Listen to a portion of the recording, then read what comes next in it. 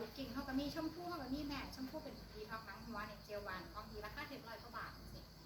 ประเด็นท่าหนาไฟใหม่ของหอดบวกเป็นยาสามัญประจำบ้านยุ่งนี่ยังกัดเนี่ยไปที่ไปท่าเลยอันนี้เนาะเจลวันเนาะใช่ดีแล้วก็กลุ่มของในครัวเรือนเขาก็มีพวกน้ำยาล้างจานสันขาพระพรมน้ำยาล้างจานเท่านี้ก็ต้องตลาดตรงที่ว่ามันเป็นหัวเชื่อ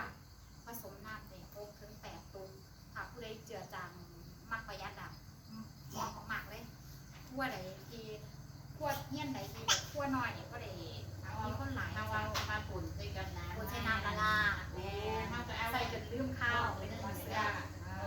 กับน้ำลาใจนึงเสียประมาณนี้น้ำกระปุกนึงขวดอีกเครื่องหัวเสือสิก็ได้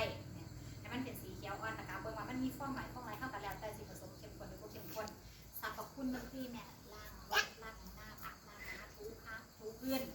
ได้เบิดเลยเป็นน้ำยาในกระโหลกแซ่ผักใหม่ก็ได้ตอนนี้นะล้างปลูกนุ่มกันยังไงก็มีสารเคมี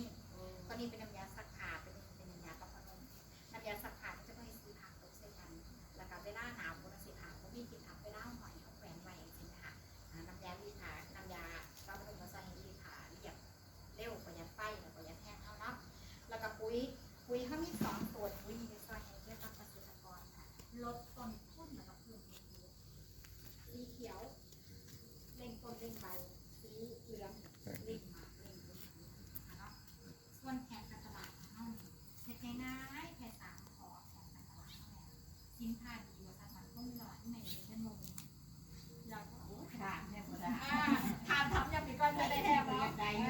ถ้าเลยได้ยังแค่3 นี่ได้แม่ได้แค่3 ข้อลูกจะบอกได้แม่